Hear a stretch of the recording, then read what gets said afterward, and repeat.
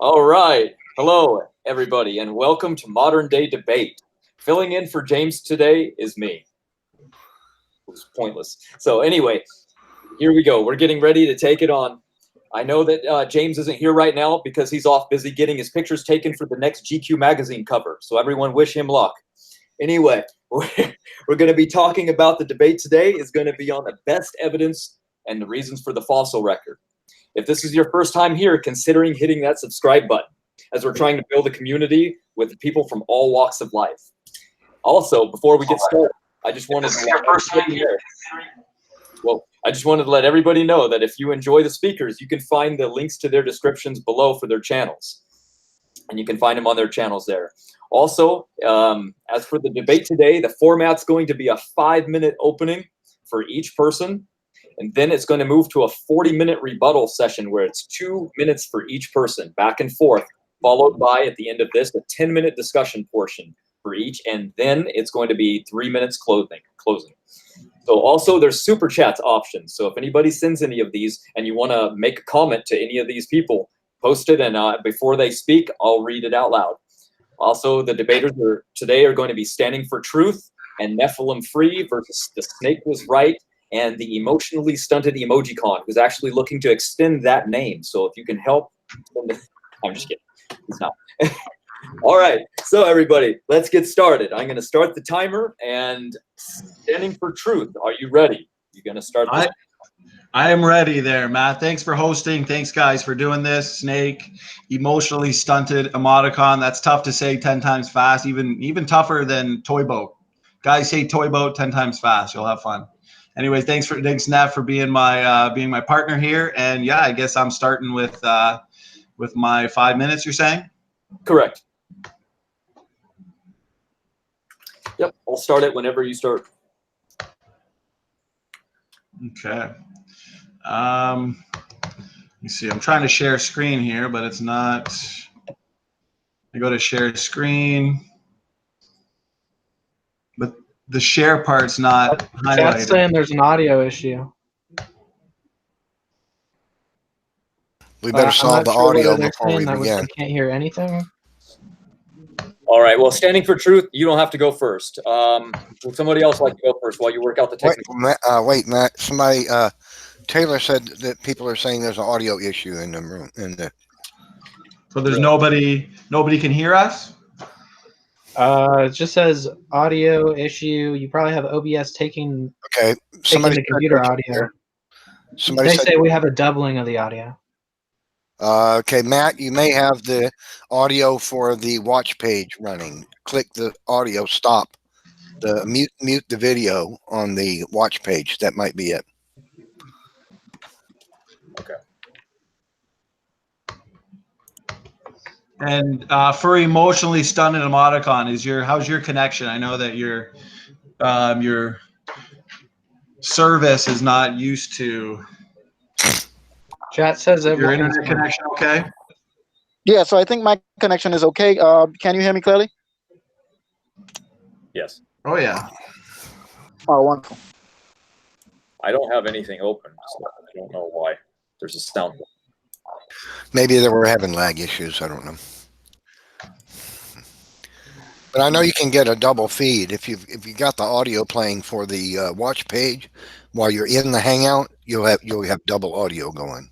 Yeah, I don't have that open. There's on my side. I don't know. Do you think we should? I can stop the broadcast. Do you think we should? Yeah, maybe stop the broadcast, remake it, and then re-invite everybody, and we'll try that. Well, wait. Somebody's saying we had a couple of people say they can hear us in the chat. Okay, I don't know why. So I'm going to click share screen, but then the share part's not highlighted. I can't click it. Oh, really? Chrome wants to open another browser. Okay, we may have. No, I think I got it. Can you see? Yes.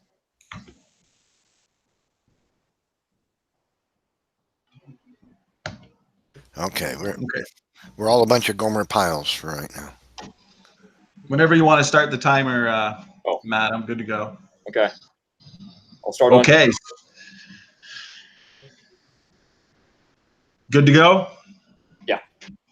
Okay, awesome. Well, What best explains the fossil record? The global flood of Noah, of course. When we start with God's word as our final authority, that authoritative eyewitness account of, say, Earth's history, the history of the universe, the fossil record is absolutely consistent with the global cataclysmic Genesis flood. It explains numerous things that we see. For example, we see rock layers with marine fossils covering the continents, which is obviously a result of a global flood. Unimaginable numbers of plant and animal fossils are found in extensive graveyards where they had to be buried rapidly on a massive scale. Billions and billions of these fossils. Often the fossil remains are found in the famous death pose. But first of all, what do we find in the fossil record? Let's take a look at the fossil record itself, guys. Over 95% of all fossils are shallow marine organisms, such as corals and shellfish. 95% of the remaining 5% are algae and plants. 95% of the remaining 0.25% are invertebrates, including insects. Now, the remaining 0.0125% are vertebrates, mostly fish. 95% of land vertebrates consist of less than one bone, and 95% of mammal fossils are from the Ice Age after the flood. That's why when the evolutionists look to lining up specific fossils to prove their evolutionary theory, a lot of times they're cherry picking on such limited data. The fact is, each basic plant and animal type appeared abruptly and fully functional, and they experienced stasis throughout its existence. Each type was complex and distinct right from the start.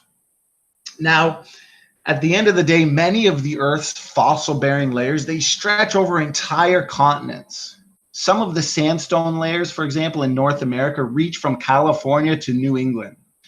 Numerous peculiar fossils have been found that defy a tranquil fossilization event. For example, we see an ichthyosaur mother in the process of giving birth. It was preserved in the rock layers. It doesn't take millions and millions of years to give birth, my friends. It's difficult, very difficult to imagine that these creatures froze in position, slowly sank to the ocean bottom, and then were slowly covered with sediment in a manner that avoided scavenging or any other type of disturbance. Instead, a rapid catastrophic burial seems much more likely. In addition to individual fossils, we now have data, plenty of data, suggesting that entire fossil beds were the result of catastrophic burial. So what the fossil record supports is massive death and burial on a global scale. This is exactly what the Bible describes. 2 Peter 3 tells us in the last days there's going to be scoffers denying three things: the creation, the flood, and the coming judgment. This debate right here is fulfilled prophecy. These evolutionists here, they reject and scoff and deny all three of those things. Specifically here in this debate, the global flood. The world that then was being overflowed with water perished. The existence of a fossil is proof positive that it happened quickly. Environmental factors prevent that organism from forming, but it's covered by sediment and protected. The fossilization process can start. How much more time do I have, Matt? 1 minute. Okay. Well, at the end of the day, I think it's pretty obvious that the fossil record in geology proved biblical creation in the Genesis flood. We see rapid or no erosion between sediment layers. We see flat, featureless boundaries. We find whole rock layer sequences deposited rapidly in quick succession. Look at the walls of the Grand Canyon, for example. From the tapetes at the bottom to the Kaibab limestone at the top, it's supposed to be representing 300 million years of slow and gradual sedimentary deposition. When the plateau was pushed up, those rock layers were bent and folded, but they were folded without fracturing. They had to be soft, of course, if they were bent without fracturing. That means they could have only just been deposited. This means the 300 million years never happened that these evolutionists believe in. Uniformitarianism is pseudoscience. All those rock layers had to be rapidly deposited in quick succession in the flood year. 15 seconds. Awesome. You know what? I know Neff here is going to have a lot of good things to say, so I'm going to give up those 15 15 seconds and let my teammate here, Neff, take over. Thanks, guys. All right, Neff, when you're ready, I'll start time. Okay, you can begin. It is fulfilled prophecy, brother. Are you seeing what I'm sharing on the screen? Yes. Okay, excellent. This is a fossil of what's called an ostracod. It's a tiny, little bitty creature, a fraction of an inch long. Look at the state of preservation of this tiny, little bitty creature that will easily, you could fit numerous ones on your fingernail, on your pinky fingernail. It's astonishing to get a fossil of a creature this small, this incredibly well preserved. That can only happen rapidly, as my astute partner has stated. Fossilization requires heavily mineralized waters to rapidly create a fossil. A fossilization cannot take weeks, months, or years. It takes place in days, and that's it. Or you'll never get a fossil. Here's a fish. Individual cells of this fish have been preserved. It's allegedly 100 million years old. Individual cells were fossilized. Here's preserved cellular structure of a fish's gills, allegedly 100 million years old. This kind of detailed fossilization can only happen rapidly. These tissues will degrade very rapidly by the action of bacteria or scavenging, unless it happens rapidly. The conditions to create a fossil record only existed on this planet once, and that was during the flood of Noah. Only the flood of Noah can explain the geologic column. Only the flood of Noah can explain the fossil record that exists in the geologic column, because you simply cannot get fine, intricate tissues like this to become fossils over a period of months. It will not happen. It will degrade rapidly. These are individual cells that are embryos that are fossilized. The first one is one single cell.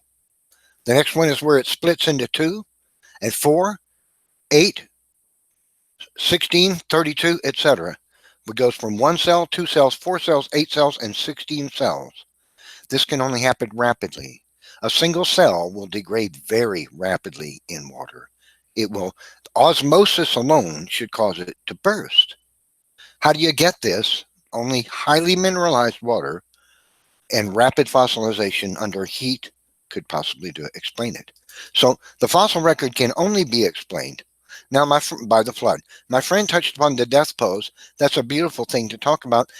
We find that whenever we find dinosaur fossils and large animal fossils in the fossil record, they often seem to be, very prominently often, seem to be in this called death pose. Look how this animal's neck is bent backwards, all the way back.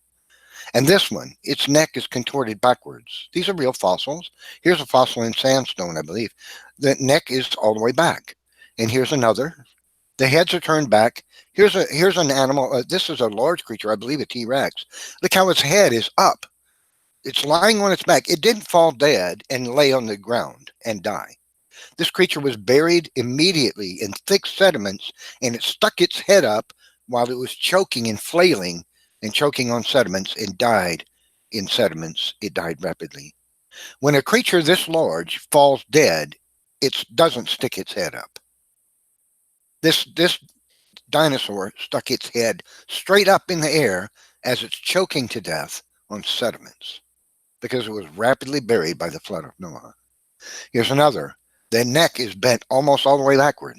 This not only indicates the creature was struggling to breathe, but it also indicates the waters that brought the sediments that were thick and moving rapidly, because it washed the animal's head and forced it backward towards the rest of its body. It was facing the oncoming flood. Here's that T-Rex. I believe it's a T-Rex. Its head stuck straight up in the air. How do you explain this with uniformitarianism? It's impossible. This gigantic creature that weighed multiple tons was choking to death on sediments and stuck its head up in the air, gasping for air, which it could not get. Its throat was filled with sediment, and it choked to death. 30 seconds. This is because the flood of Noah is a geologic fact. There's more physical evidence for the flood of Noah than there is for anything else in all of science. Denying the flood of Noah is to deny geology. And with that, I conclude my presentation. All right. All right then. Stunted Emojicon or Snake was right. You can debate who wants to go next. And So I decided to go next. okay. So I think I would start. Now. All right. All right. So before I go on, I would just like to introduce myself again. I go by the Emotionally Stunted Emoticon, or you can just call me Stunted for short. I hope you guys can understand me. I have an accent. Actually, this is a mild version of the accent, so that I can speak with a North American audience. So the debate is what best explains the fossil record. I don't think a single flood, a single deluge explains the arrangement of life in the fossil record. For example, creationists will talk about hydrologic sorting. I think that's Kent Hovind's argument. That the more dense creatures would settle at the bottom and so on. But every time they make that argument, they would start from the Cambrian. But life and the fossil record doesn't start at the Cambrian. It starts way before that. There are layers that represent the first maybe 3.5 billion years of Earth's history, and it only consists of microbes. So I'm not too sure if the microbes are more dense than the creatures in the Cambrian, or I don't know how hydrologic sorting works. Something else that is very peculiar is that even though they argue hydrologic sorting for the animals, the rocks the animals are encased in is not arranged by density. So that is something else again. There is an argument I was making with Standing for Truth. A question I asked in one of the debates is why we don't find like bony fish or modern crabs or true crabs or sharks and so on in the Cambrian, or any marine tetrapods in the Cambrian. If the flood buried things by ecosystems or whatever, why aren't there no fish there? Obviously, on the evolutionary model, the reason why you don't find any bony fish or sharks or whatever is because they hadn't evolved as yet. Something else to note is that in regard to the marine tetrapods, is you never find a marine tetrapod before the basal ancestor of that form. For example, you'd never find mosasaurs and plesiosaurs before the origin of reptiles or before the origin of tetrapods themselves. You'd never find whales before the origins of mammals, or manatees before the origins of mammals, all because they hadn't evolved yet. Because evolution is a sequential process, you have to get mammals first before you get marine mammals, or you have to get reptiles first before you get marine reptiles. And yeah, you have to get tetrapods first before you get marine tetrapods. So that's actually what you see in the fossil record. Something else that I was always confused by as well is the things that the flood seems to preserve and how it preserves it. Is you would find things like fossilized raindrops, you would find fossilized footprints, trackways, and you would find fossilized eggs or even egg nests. And these things would be sandwiched between layers that were laid down by the flood, the same flood. So it's curious to know what kind of flood dynamics would be able to explain, a flood laying down layers and then sandwiching an egg nest fully formed between there. Let me see. I guess that's it for my opening. We would discuss the rest in the discussion period. All right. Snake, when you are ready, we will begin. All right. I'm gonna share my screen real quick here.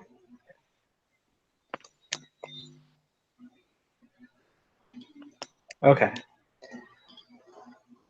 So my main arguments are going to be showing how ridiculous most of the claims of the Noah's flood are. First of all, is to see how small this boat actually is supposed to be. It's much smaller than the Titanic even, and yet it was supposed to have carried all the species on the planet, and we currently have 10 billion species today. There's no way that would ever fit on the boat, so the only response to that is that there were 16,000 approximately kinds, or they call them barramins, were on this boat.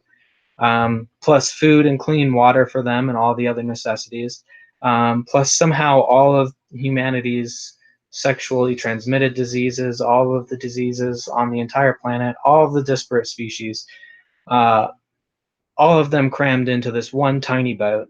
And those 16,000 somehow evolved into the 10 billion species that we see today in just 4,000 years.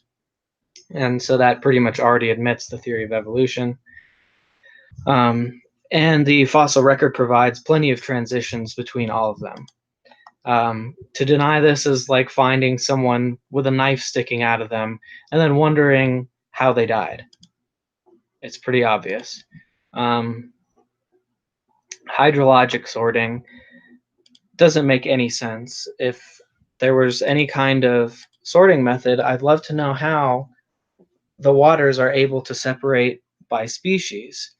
In a normal flood, we'd actually see everything mixed up pretty homogeneously. All of the types of creatures all mixed up together in a pretty even fashion. But yet what we see is organized layers that trend from oldest to youngest towards modern forms, and it shows a gradual series of changes towards modern forms.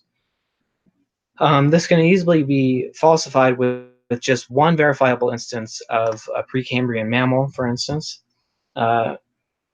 Instead, they can only produce things like supposed human footprints in the same layers as dinosaurs, and yet, if you actually investigate this for yourself, you'll see that in the same row of footprints that is supposedly human prints, they have three-toed dinosaur prints, some of which just appear to be filled in with mud. Let's see.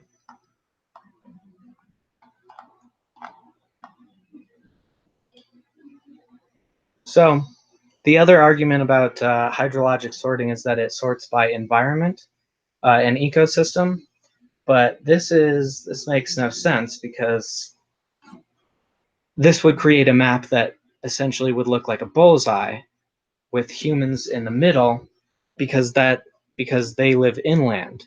So how would these layers organize by species and by environment, yet we have them organized exactly how I've described? How would a single flood do this?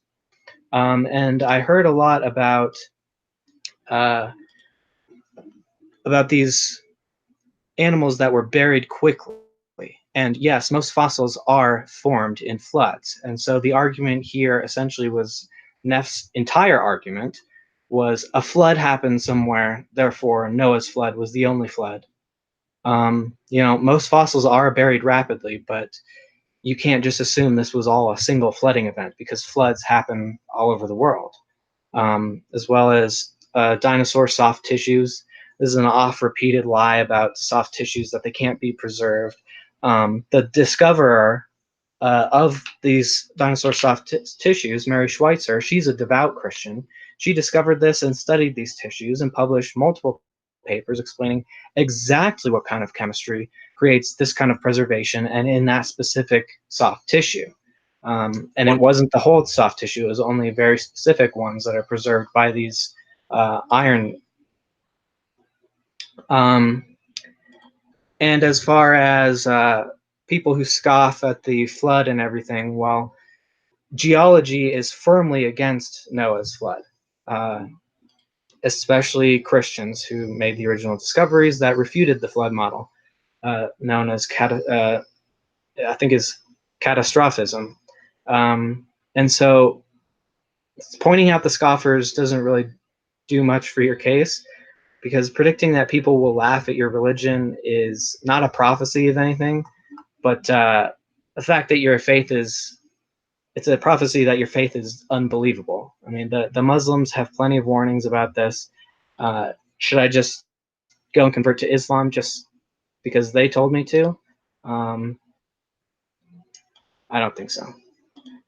How much time do I have left?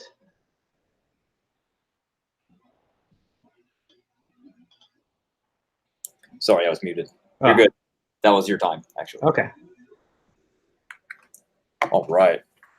So now we're going to move on to the not discussion, but the 2-minute back and forth for the rebuttal period. So I guess since Standing for Truth started, we're going back to him for the initial start and Nephilim. So you guys are both going to get 2 minutes each on whoever wants to go first on answering Emotionally Stunted and Snake. I know they covered a lot, but I can start. I think since I opened, I can start in the rebuttal round. sure. Okay. Yep. Begin when you got. Okay, thank you. Well, looks like Emotionally Stunted Emoticon, he assumed evolution a few times there. And at the end of the day, what do we observe? We observe bacteria producing bacteria, but he believes, bacteria today came from something that was non-bacteria. We can see in the Lenski experiment that, bacteria produce more bacteria, of course. That doesn't mean that bacteria, pine trees, and whales are related through common ancestry, because we see devolution and not evolution. So evolutionists like Emotion here, he imagines that all these small scale variations are going to eventually add up to make something we don't actually observe. So he's imagining that mutations make something new and better, but it's not what we see. We actually see the opposite. So he assumes that, and therefore he interprets the fossil record according to that. He also talked a lot about ecosystems, hydrologic sorting, why don't we find certain fossils in certain layers? He'll say you've got this type of fossil in this layer and these types of fossils in these layers. And he thinks that it goes from marine fossils to land fossils in the order of evolution. He's assumed evolution, but we know evolution, large scale ponds come to people evolution. It's not true based on the observed evidence. So this is incorrect. We've got marine fossils all the way through. Okay, even with dinosaur fossils, we've got marine fossils buried with them. In fact, the order that we actually see, the order of the fossils, is the burial order of the flood. And so the flood began, say, in the ocean, according to our model of flood geology, ripping up all those marine creatures and burying them onto the continents. They would be the first creatures to be buried. And so the flood waters rose higher. You get the burial of the land animals. And this is exactly what we find and expect. He ignores all the evidence of fossils. Everywhere we look at the end of the day, there's an abundant evidence from geology that the flood really did occur. Nothing in the fossils support evolution. He assumes evolution. What the fossil record actually supports is massive death and burial on a global scale. Did you say that was time, Matt? No, that was 15 seconds earlier, but it's time now. Yeah, so that's exactly what the Bible describes. Got more points written down that flew by, so I'll address them after. Go ahead, Neff.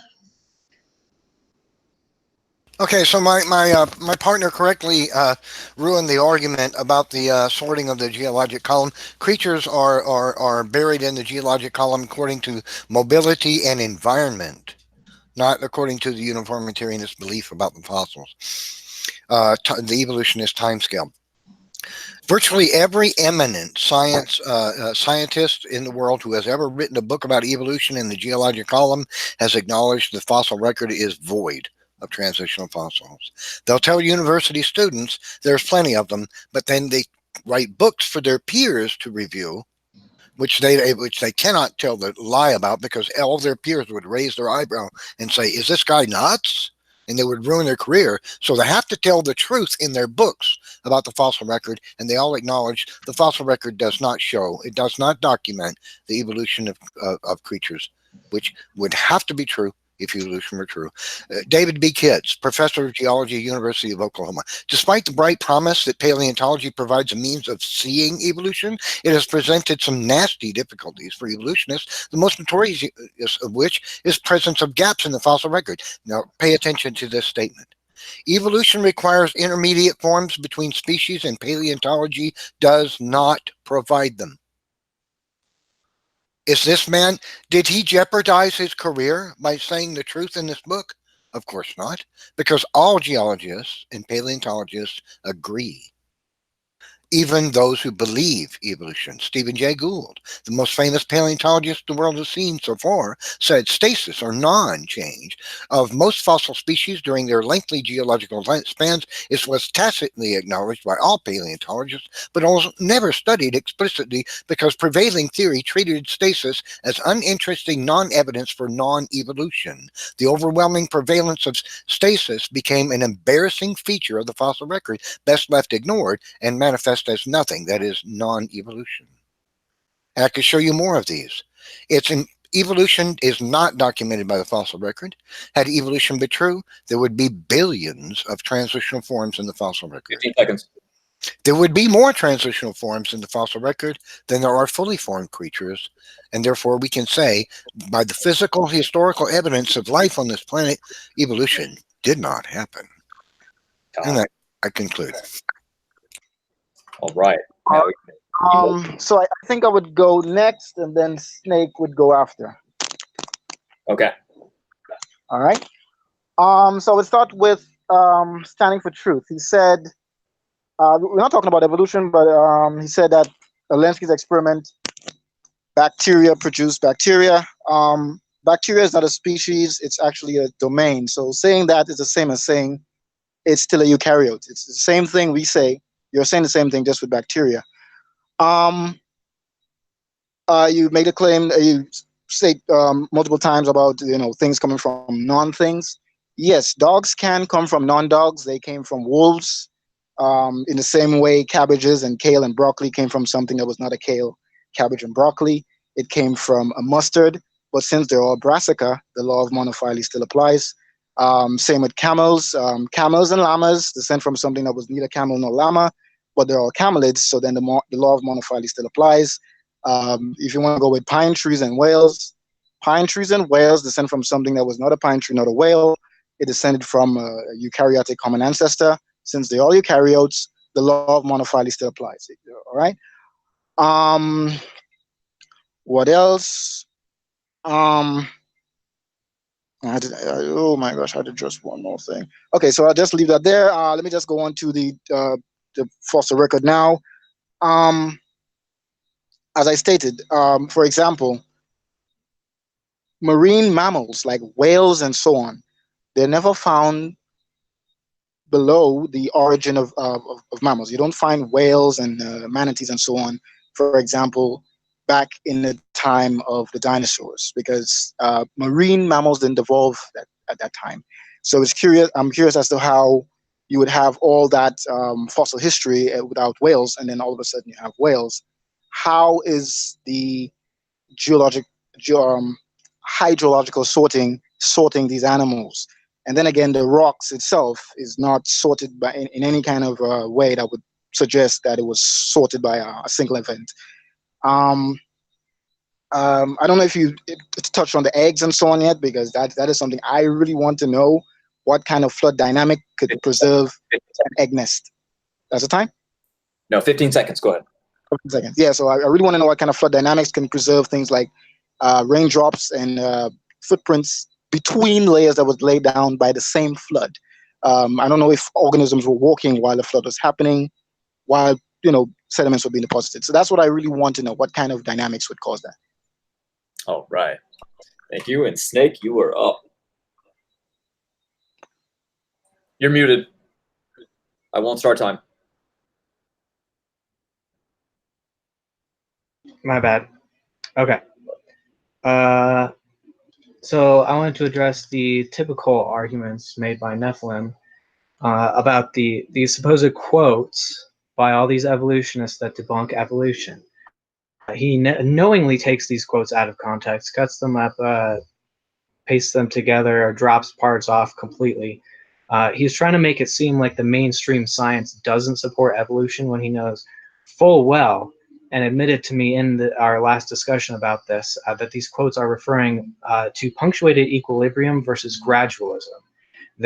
What they're hearing is they're rejecting the idea of gradualism, and they're promoting the idea of punctuated equilibrium. For example, Nephilim will say things like, Stephen Jay Gould said the fossil record with its abrupt transitions offers no support for gradual change. And then he'll cut it off right there and neglect to finish his sentence, which goes, and the principle of natural selection does not require it. Selection can operate rapidly. And that was in 1980, and in a subsequent book in 1997, he also said, the sequential discovery of picture intermediacy in the evolution of whales stands as a triumph in the history of paleontology. So he's just trying to lie and make it seem like the mainstream science does not support transitional fossils. Meanwhile, I'm going to read off several papers that actually support this terminology and these ideas, such from NCBI, transition of Eocene whales from land to sea, evidence of bone and microstructure, anatomy, feeding ecology, and ontogeny of a transitional baleen whale. The Royal Society talks about transitional anthropoid fossils. So this is just a lie spun to take things out of context and make it sound like the actual sciences don't support these things. Let's see, I'll end with, how much time do I have? 15 seconds. Okay. From Dr. Colin Patterson talking about these kind of taking quotes out of context, he says that our interpretation, the evolutionists, is correct and the creationists is false. So there you have it. All right, thanks. Standing for truth. You were up. Start time when you begin. No, wait a minute. It was me that's up. Oh, my bad. All right.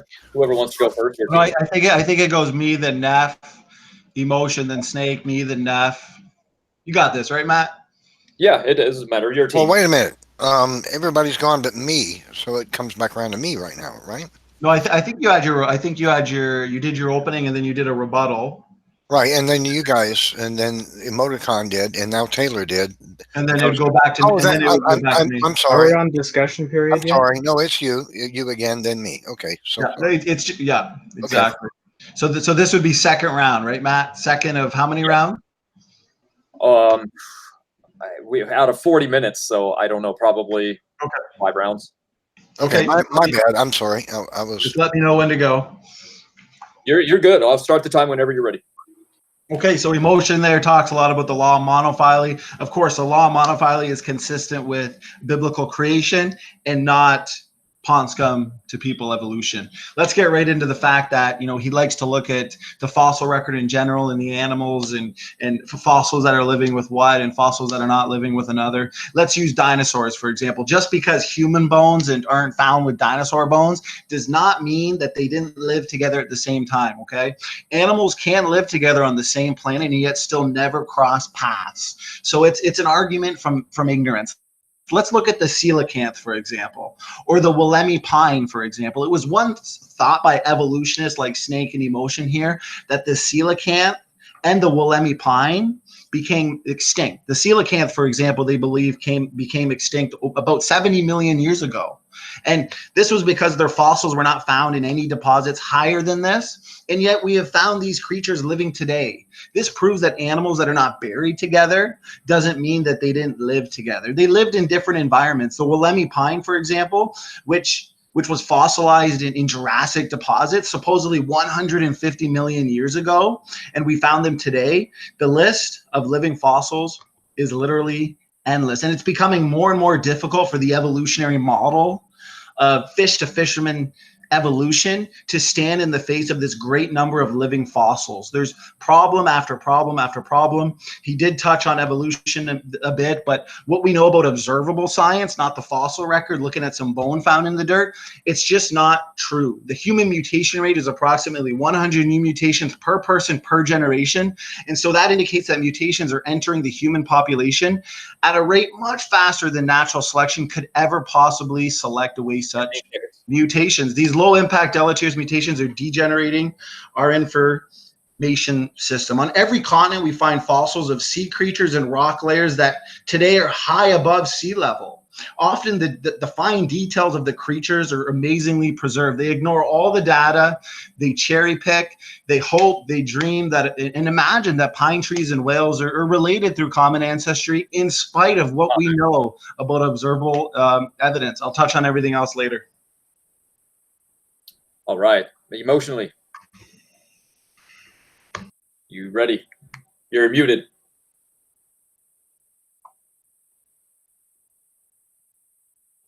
Emotionally stunted. You are up. You're muted. No, it's Naf. It goes me, then Naf. Sorry. Yeah, it's Neff's turn. My bad. Neff. You ready? Yeah, I'm ready. All right. Okay, so to respond to the rain marks, on the left you see a photograph of what the evolutionists claim are rain marks preserved in the fossil record. And on the right are what you see are actual preserved rain marks. They are not rain marks. What the evolutionists claim are rain marks that are preserved in the fossil, in the geologic column, that prove the flood of Noah didn't happen because there was rain slapping on the earth, supposedly while the flood was occurring, are not rain marks. The ones on the right are modeled and random patterned because they're rain marks. These, whatever they are, and scientists have studied them and can't even know what they are. They're not sure, but they are not rain marks. These are rain marks. Those are not rain marks.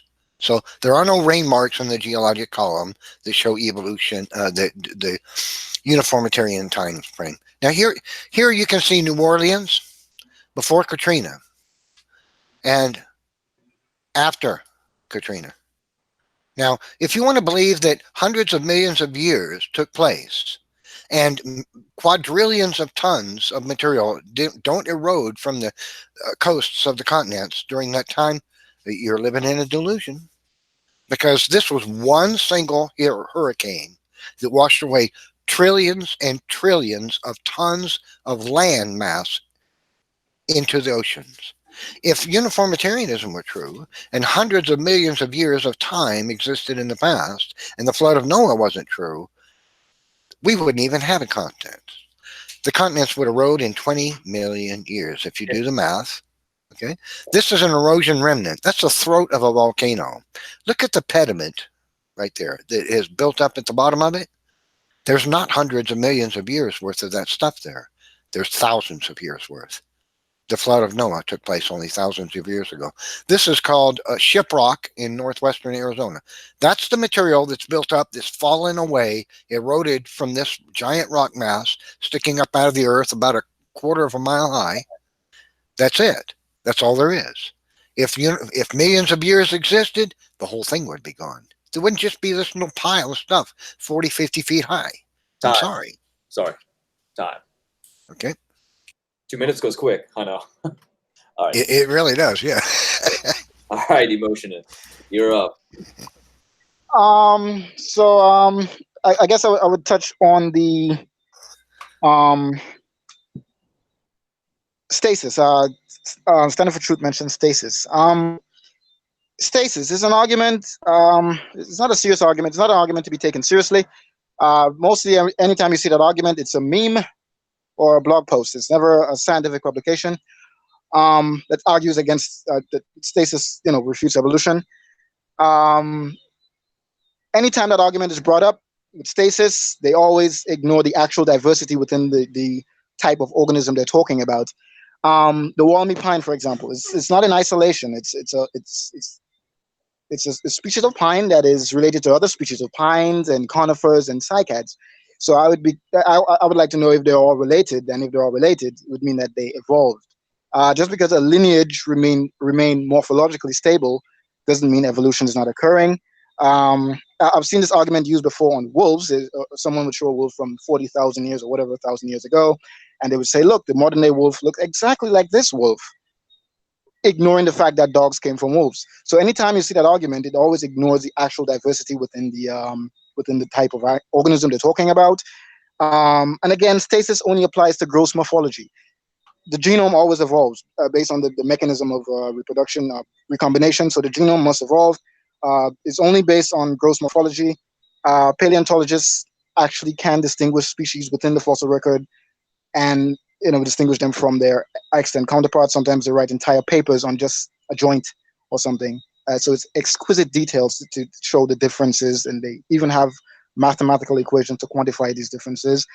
So it's not like these animals are not evolving. It's just that some lineages remain morphologically stable because of how evolution works. It's usually a lineage splitting process. So when the population splits, some of it can change, and then the ones that remain in the environment would remain morphologically stable.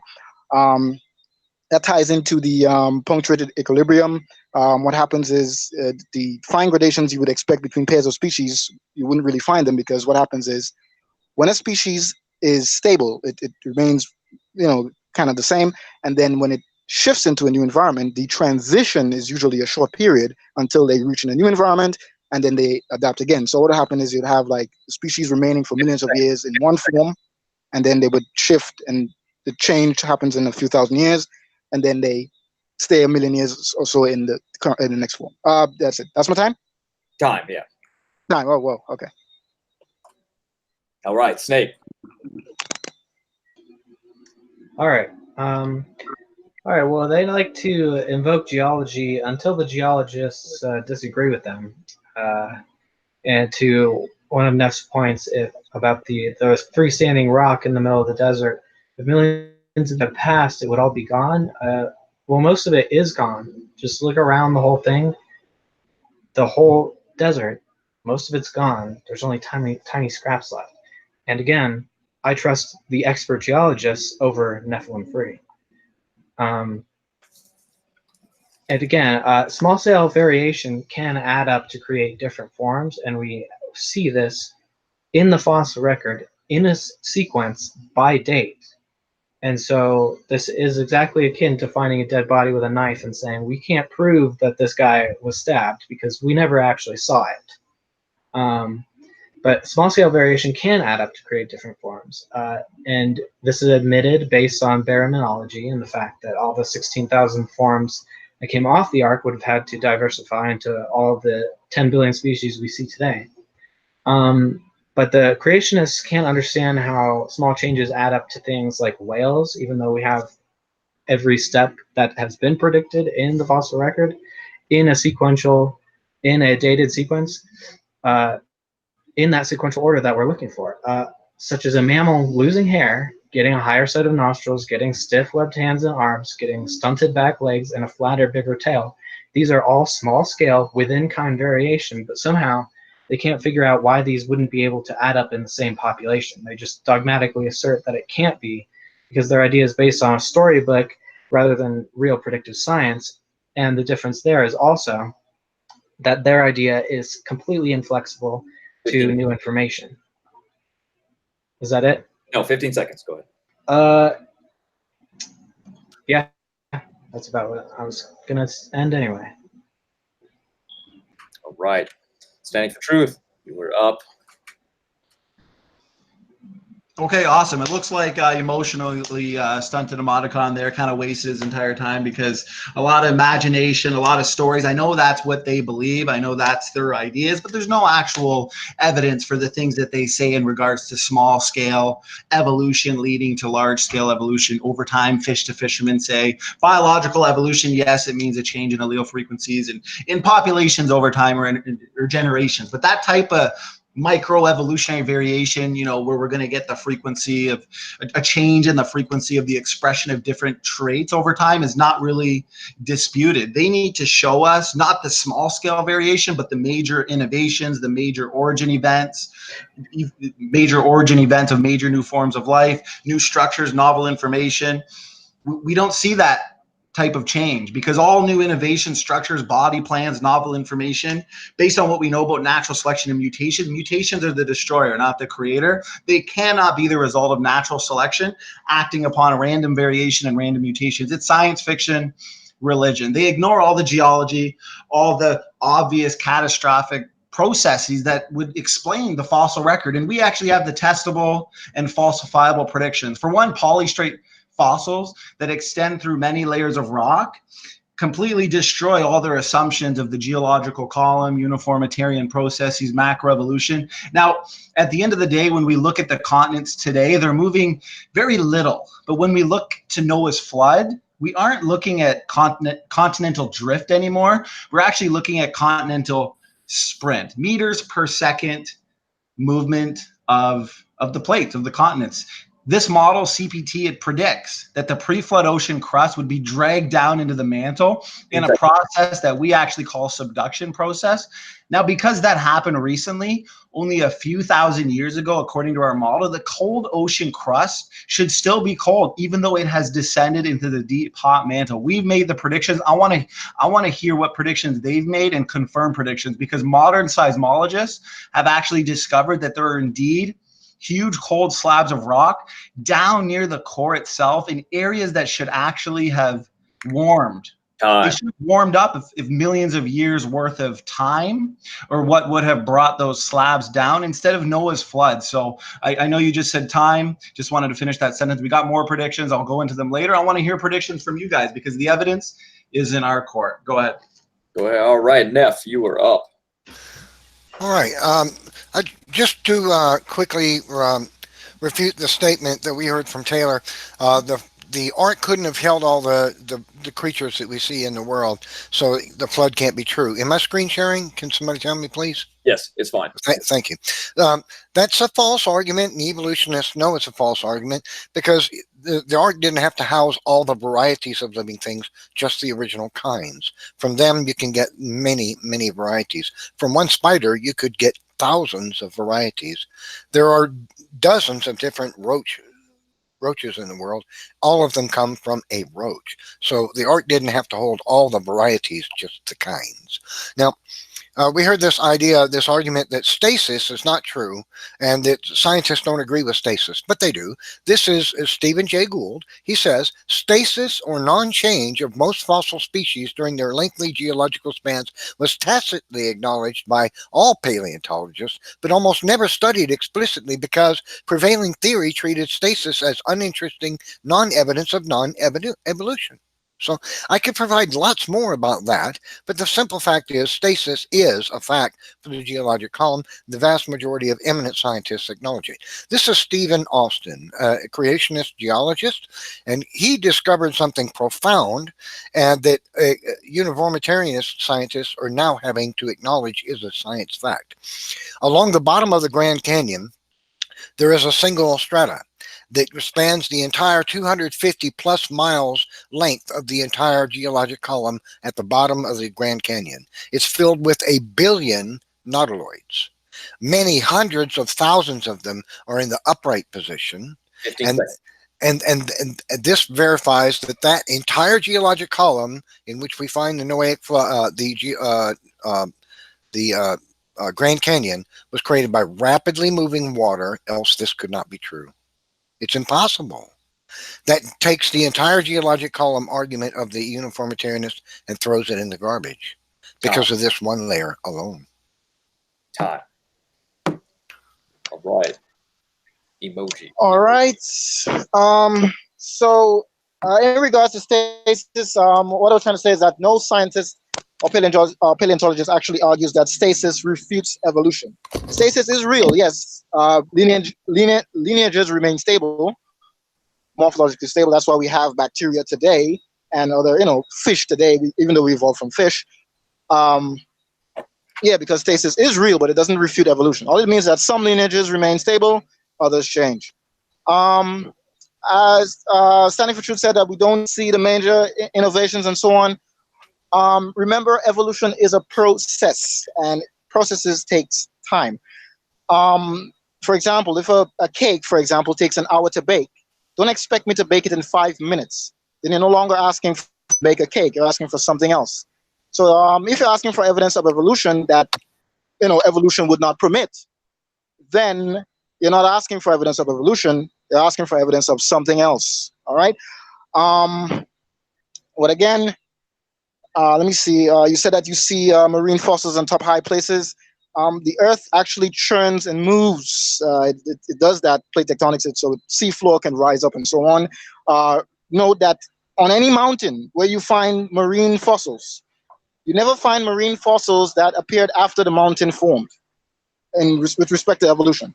So you would, if a mountain is 100 million years old, then there would be no fossils later than that on the mountain.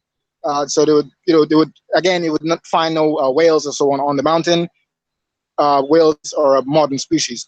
What else? The cool crust. You brought up the cool crust. Remember, I was asking you, how long does it take for the crust to change in temperature by a certain degree?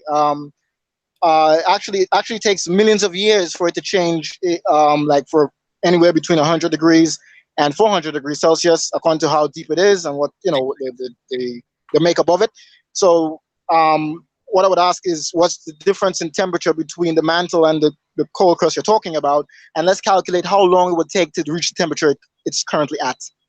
That time? Yes, that was time. Okay. Snake, you were ready. All right. So we still don't have any explanation of how a flood sorts things by area or species or by density. I mean, how do the layers, the rock layers, repeat by type? We have repeating limestone layers. Water cannot do this. Water can only sort by density in a single event. And we've actually done experiments like this. Like Kent Hovind has done this experiment himself, and the layers do not repeat by type. They all cell once by density. And as well, why did all the whales survive but not marine reptiles? Why did the whales survive but in the exact sequential order predicted by evolutionary change? They responded. Well, actually, they didn't respond to my argument about small scale changes adding up to macro evolutions. Instead of actually responding to the argument, why can't loss of hair, shrinking of limbs, growing of appendages, why can't that add up in the whale lineage exactly as we see it in the fossil record? They just dogmatically assert that it can't happen. No addressing of the argument there. And as for polystrate fossils, they're never actually found spanning any strata. They just span layers within the strata, basically just mud layers quickly, rapidly deposited over each other. So that's actually several flooding rounds, not one. And Neff mentioned something about the Barrowmans spreading rapidly from the arc. All of that evolution would have had to occur in just 4,000 years. So you're already admitting rapid changes in microevolution. So I'd really like to know how hydrologic sorting works and why those changes that I specifically listed, why they can't add up in a mammal. They are all small scale, microevolutionary, within kind changes that we see in the fossil record in a dated sequence. Why can't that happen? How much time do I have? 10 seconds. Go ahead. All right, I'll leave it there. Okay. All right, we are 2 more rounds now. We have to go, and then we're going to move on to the discussion portion. So, standing for truth, we're ready to go. So these evolutionists must not be listening. Me and Neff both answered their questions by burial, by habitats, ecosystem, intelligence, mobility, body density. It's a combination of all of these. They want to attack just one, but then they want to ignore all the other mountain of evidence. Did the ocean waters at some time in the past flood over the continents in regards to what emotionally stunted emoticon looks to here as a rescue device? The continents are made up of rocks that are less dense than both the ocean floor rocks and the mantle rocks beneath the continents. And at the end of the day, the amount of times that the waters would have to rise and fall, it's just not realistic. The evidence falls in line with a biblical base model. I still haven't seen any actual predictions. I've given a prediction based on the flood geology model. The fact that we have cold slabs of rock, it is confirmation of flood geology and not old age geology. Emotionally here asks questions regarding it. He questions, but he's not making actual predictions. This is a prediction by creationists, geologists. Another amazing prediction too. Let's go on to more and more. That's what this is all about. They're ignoring loads and loads of evidence. Another amazing prediction that has actually been confirmed again in this model of say catastrophic plate tectonics is rapid magnetic reversals. The Earth's magnetic field draws our compass needle towards the north. But sometimes in Earth's history, it draws it towards the south. Old age geologists believe that this has been happening for hundreds of millions of years and would have taken thousands of years to occur. It was old Earth geologists that found confirming evidence of rapid magnetic reversals, and these are actually required for Noah's flood, of course. They were taking a look at lava flows that would only take a couple of weeks in order to form. They took measurements of the skin of the lava is what they did to see the magnetic orientation. Now, they were expecting to see almost no change as they went deeper into the hot lava, where the interior should shift only slightly. Instead, what they actually found was the outside skin pointed north and the inside pointed south. So we have confirmation evidence from lava flows that the switch of magnetic field has to happen rapidly, which is exactly what flood geologists expected. Prediction after prediction. Where are their predictions? And they're not addressing any of the arguments. It's just imagination, ideas, and beliefs. Go ahead, Neff. Okay, I'd like to point out that Taylor said earlier that sediments don't sort by density. We just heard him on the mic a moment ago saying it does. This is what happens with uniformitarianists. When you provide evidence, they can't refute it, they have to agree with it, and then they, of course, realize what they've done and deny it again. If you play back this hangout, you'll hear that Taylor earlier said sedimentary materials do not sort by density. And in his last speak, he said they do. Now, what we find in the geologic column is unarguable evidence that sedimentary strata are created by rapidly moving water. What you're looking at now is an unconformity that can only be explained by rapidly moving water. The sedimentary strata at the bottom, at the lower ones, were laid down by rapidly moving water, and the boundary between them and the angular unconformity that you see right there was sheared them off by rapidly moving water and laid down new ones at a different angle. The only way this is possible is if those what are called rock layers there, the strata, were soft sedimentary materials not even yet concreted into stone when the materials above them sheared them flat by a rapidly moving sheet of water and laid down new ones. Solid rock will not erode over any amount of time to such an incredibly fine boundary like that.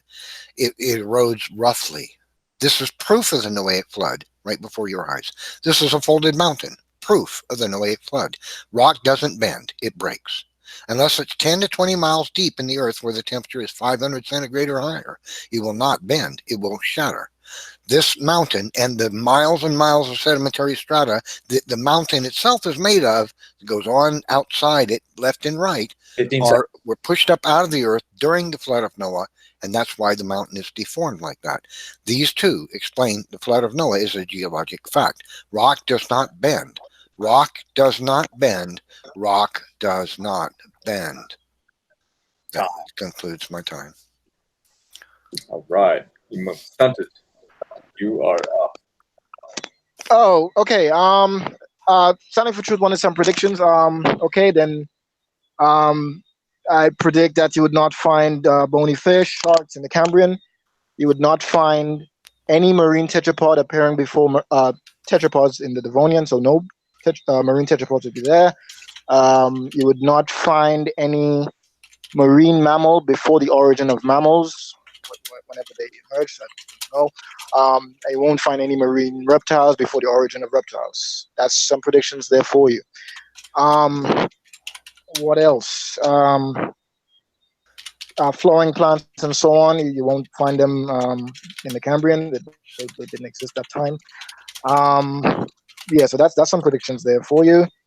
What else did we have to go over here? Well, yeah, again, the cold crust. We need to know. Just saying that something is cold, relatively cold, that's a non-argument. We have to know how long it takes and so on and so on. So that's why I was asking you in the comment section how long it takes. I don't expect you to answer it now. We can discuss that later when we could, cite sources. So we know how long it takes to change in temperature, and then we can calculate how long it must have taken to reach the current temperature it is. So we need to know the current temperature and how long it takes to reach that temperature. What else do we have to talk about? In regards to the flood, I see Neff talk about the raindrops. They are fossilized raindrops. Must have missed them. I don't know, but I can get them for you, Neff. They are fossilized egg nests. That's the thing that really got me, since that's the first thing I couldn't understand. How does an egg nest, like a fully formed nest with eggs in it, preserve in a flood? I mean, and it's sandwiched between layers that were laid down by the same flood. 15 seconds. That is something that always bothered me since inception, or whatever, of learning about flood geology. It's not something we deal with in the Caribbean. It's an American thing, actually. Yeah, that's it. All right, perfect time. All right, Snake, whenever you're ready. All right, so Whatever nephew was on about, I was saying that they don't sort by the waters don't sort by density the way you describe. They do sort by density, but once. They don't repeat the layers. I hope you understand this. I know you'll deliberately try to misunderstand it if you can. And you think rock layers shear off other rocks, but you think that they also explode when they contact each other, and that's how mountains are made. So I'm still seeing no actual consistent theory of how this works. For his rocks don't bend spiel, they do bend. We've witnessed this in real time under high heat and high stress. There are equations for this. The geologists have studied this. They've predicted this. They can calculate it. Neff loves to quote the geologists and say geology this, geology that, and they disagree with him, and they do, and the entirety of his theory. Let's see, microbes are found at the bottom of the geologic column. Supposedly the denser items got put at the bottom, but we see the lightest of all organisms at the bottom, and we see repeating rock layers. It's not possible by water sorting. We see extremely dense animals at the top, even though the entire flood would have mixed everything homogeneously, but we actually see a pattern of things going towards modern forms. So unless you're arguing that they were evolving as they were swimming out of the flood, that would be in line with your extremely fast evolution model of getting 10 billion species in just 4,000 years off of the ark. And I'd like to touch also on the ridiculousness of 15 seconds. I'll just point out that genetic entropy ruins all of this for you, especially the Garden of Eden. So I'll touch on that next time. All right. We are last roundabout, standing for truth. You are ready to go. And this is your last part before we move on to the discussion. Okay, created heterozygosity model makes predictions, testable predictions. That explains young Earth creation, speciation. I'll talk to Snake about that in our discussion portion. At the end of the day, those predictions made by emotion they're not actual predictions because it's based on misunderstandings of our model. All these arguments that he's using is a straight misunderstanding. We looked at burial by ecosystems and habitats. We can see based on Genesis, this is what they don't see. They look to today and expect that's what it was in the past. The land of Eden, we are told, a river flows out of Eden, and we know rivers flow downhill. And so Eden was obviously at a higher elevation. We know certain animals, such as, let's say, certain dinosaurs would have lived in different lowland areas. And so various animals of various ecosystems and habitats were obviously separated from man and other forms of life. After the flood, after the disruption of the continents in the catastrophic processes, the habitats and ecosystems of today would have been different than in the pre-flood world. Because just like today, different creatures and different animals live in different habitats, in the pre-flood world, we see certain fossils that are usually buried together, and say dinosaur fossils, they're usually buried with gymnosperms, whereas mammal fossils are usually buried with things such as what? Flowering plants. That indicates clearly two different ecosystems. We can speculate based on what we know about Genesis and the fact that the land of Eden, a river flows out of Eden. This suggests higher elevations, different elevations. So dinosaurs, for example, although lived at the same time of man, did not necessarily live in the same areas or habitats. This is obvious. Therefore, his predictions, his arguments are based on a straw man understanding. Anytime both these evolutionists talk about evolution, it's wishful thinking, it's storytelling, it's imagination, it's ideas and beliefs. There's no actual empirical evidence. Now, at the end of the day, these animals in different ecosystems and habitats, they were overcome by the flood at different times during the advancing of the waters. That explains why we don't find them buried together. So burial by ecosystems, different communities, habitats, explains the data perfectly. There is so much evidence that the earth was once underwater. They're ignoring all the marine fossils on mountains and in landlocked areas that are actually far from the sea. Fossils of animals giving birth, fish being eaten. Everything we see suggests sudden and rapid burial. Was that time, Matt? Yes. Yeah. Talk. Okay, thanks. Neff, You are up. Okay. So what we heard from Taylor just a moment ago is the rock will bend.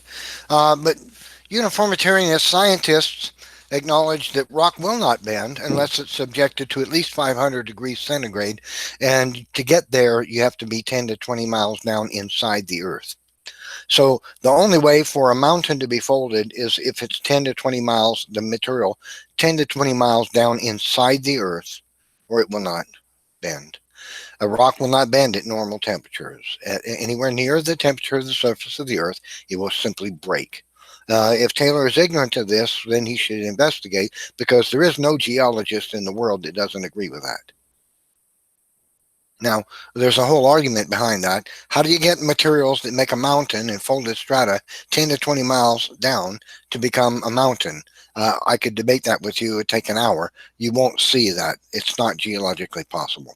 So what we've provided is, Standing for Truth and myself have provided empirical scientific evidence of the Noahic flood, the existence of a fossil record, the billions of rapidly buried creatures buried in situ in their environments where they lived or by mobility, in sedimentary strata that are only produced by rapidly moving water, which have clear, distinct boundaries between each other without gradation, which cannot occur over uniformitarian time.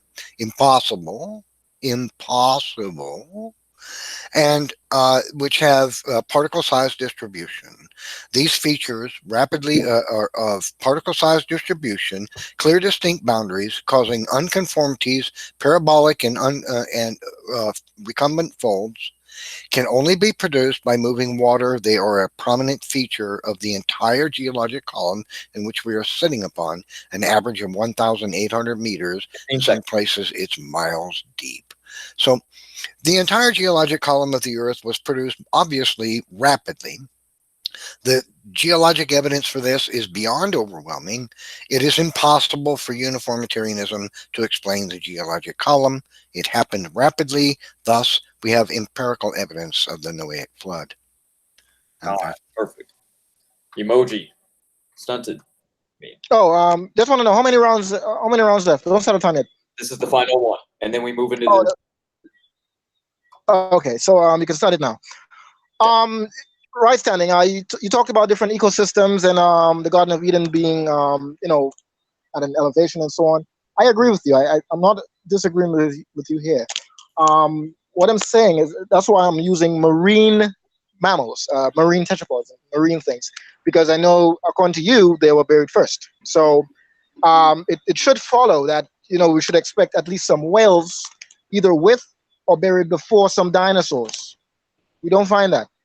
We don't find manatees either, nor seals, and for good reason. They didn't exist as yet. All right. So I predict that you won't find that. So it's a prediction that should follow from creationism. I don't know if they make it, but it should logically follow. You don't find any whales around there. Secondly, it's not necessarily where these organisms live. Remember, these organisms would have died as well, and their carcasses would have sunk to the sea floor. So you should expect at least some fish, bony fish in the Cambrian. Some fish died and their carcasses went down to the sea floor. Unless you want to argue all of them were devoured or whatever, I don't know. What else do we discuss? Again, those eggs. I don't know about the eggs, but I didn't know if you discussed the eggs. I kind of went out for like 30 seconds of this speech. Yeah, so those eggs are something that haunts me when it comes to flood geology. What else when it comes to? Yeah, so I don't really have much to say. Oh yeah, humans. What did pre-flood humans do? But I remember Matt was speaking about Neanderthals and so on. Pre-flood man may have looked something like that. I don't know. Or why we don't find any pre-flood man or any pre-flood man structures? Did they build structures and so on? They seem to be technologically advanced enough to build a boat, an ark. So what structures did they build, and why weren't they preserved? I mean, they preserved footprints. Why we don't get any preserved structures, man-made structures, pre-flood man structures, any of them? Yeah, that's it. All right. Nate, when you were ready. Okay. Still no response on the accumulation of those small-scale changes predicted by evolution and found in perfect order in the fossil record, in places predicted by the dating science. Burial by ecosystem and habitat would predict that the Precambrian animals would be found in the same layers as all shallow water life, including amphibians, and everything that lives on the shores. Today, this is not seen. Instead, they're organized in a sequence of gradual changes toward modern forms. There is a Permian reef in Texas.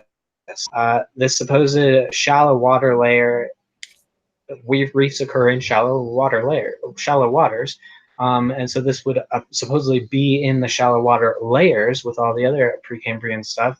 But instead, this occurs in much higher layers characterized by terrestrial fossils, like the Dimetrodon. So according to their model, this reef would have had to have been moved. This 150-mile reef would have had to have been removed undisturbed, uncracked, all the way into the middle of Texas, somehow by a bunch of water. This is pretty ridiculous. Geologists clearly state that the Noahic flood is impossible. You're misrepresenting the science as usual. It was obviously proven to happen over a long geologic timescale, and this is confirmed by radiometric dating. We know the exact rate of radiometric decay, and it never changes. And we know the initial amounts based on several different methods, which I could explain again for Nephilim if he still doesn't understand that. As for marine fossils in mountains, I don't understand this. This reveals a basic misunderstanding of geology. How mountains are formed by the crushing of tectonic plates against each other. 15 seconds. Excuse you. Let's see. Yeah, they just push against each other, and so that is how lower layers get brought up. And if without death in the garden, this is just tacked on at the end a little bit, but without death in the garden, you couldn't even have life. You couldn't grow anything. Everything would be teeming with slime and bacteria. You couldn't have new babies without death. You couldn't digest plants without death. Their whole model is a fairy tale, and that's why nothing makes sense. Time. All right. We're jumping into the discussion portion right now. So, Stunted Emojicon and Neff. I'm going to set the timer for 10 minutes, and we are going to jump right into this. So when you guys are ready, I will start the timer, and whoever wants to begin, go right ahead. Okay, so it's just me and him for 10 minutes? Yes. Okay. Well, firstly, I'll just point out that Taylor just acknowledged that the whole geologic column, the flood of Noah thing, is religious for him. He's tying it to the Garden of Eden, and says, that Precambrian fossils should be found throughout the geologic column. That's absurd. If you have sediments, thick sediments moving across the earth, and the onset of the Noahic flood, there's no reason for us to believe that those creatures wouldn't be buried in situ, but be churned up and then found throughout the rest of the sediments as they built up, going upward throughout the geologic column. Taylor's ideas are absolutely bizarre. Would you like to just do it all together? Throw them in? Yeah, maybe. Standing emoticon. Well, do we all want to just discuss together, or do you want to do? Well, that might become chaotic. It might be good if we stuck to what we got going. Well, we can do like So, standing for emoticon, I would ask you if uniformitarianism is true and the geologic flood of Noah is not true. Can you explain to me a scientific geologic process that's capable of building up the continents vertically that creates strata with clear, distinct boundaries between them? Whereas the boundary can be seen so fine that it's often paper thin between one strata and another and another and another and another, going upward, upward, upward, upward for, in some places, 6 miles, and on an average 1,800 meters deep. How can uniformitarianism explain the geologic column, the strata with clear, distinct boundaries, instead of gradiating from one material into another? Can you explain that to me? Right. So the gradation you're talking about would actually be expected under flood. If you witness our flood deposits things, it would actually have a gradient that would expect under the flood. Under a uniformitarian model, what happens is the layers would be laid down. They would either solidify or whatever, and then they may be eroded somewhat, and then new layers are put on top of it. So you have this distinction between the layers. I don't see how that can happen. That kind of distinction can happen in a flood where things are churning and moving. In a How single does flood. how can rapidly moving water create gradation if it's depositing materials on top of other materials? How does gradation requires time? For let me explain why. One material becomes less available to the environment in that location over time, and another one becomes more available over time. But that's not what we see in the geologic column. These millions of strata going vertically, we see that one material comes to an abrupt end, just bam, stops, and then another material directly above it, and the difference sometimes in space between them is less than a millimeter. Sometimes it's just a few millimeters. That's not gradation. That's not the one material blending into another. The blending, the gradation that you speak of, it's not present throughout the geologic column. It's one material ends, bam, abruptly another material begins.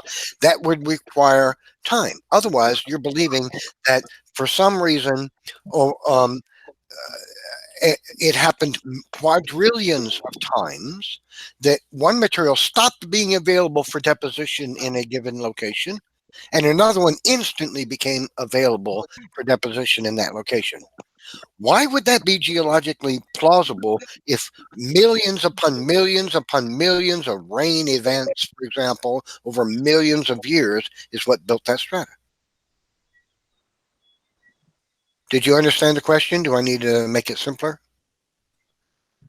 If those materials were laid down by millions and millions of rain events that slowly moved materials, why would for some reason that fast, one material stop being available for deposition and another type of material become available for deposition in a flash if those strata were formed over millions of years? It's a tough question, I know. There really is no suitable answer from your camp. It can't be answered by your camp, but I would be interested in hearing you try. Okay. So well, got a chance. As I was saying, I would need to get some citations and so on as to how the process actually works. Off my head, I'm not going to give you anything substantial on it, obviously. But as I said, you would have the deposition, and then you may have solidification and so on. Remember that the earth actually churns and moves. You'd have where seas and so on would cover the land, and then they would go back, and then it would do the same thing again, and so on. That's how it happens. But again, I don't see how that happens during a flood, like a single flood event. It's actually harder to believe that happens during a single depositional event. Usually, when you see that happens, the particles are sorted by density and size and so on, and it does meld together because again the flood is churning. Remember, a single flood event is churning all these materials. I'm not sure as to how they sort it in that way. I would love to see an experiment, at least on a large scale, not a little thing Kent uses, Okay. an experiment where we see at least some sort of a sorting like that. Well, it's been done many, many times. I can show you dozens upon dozens of fluke experiments. Maybe you're not informed.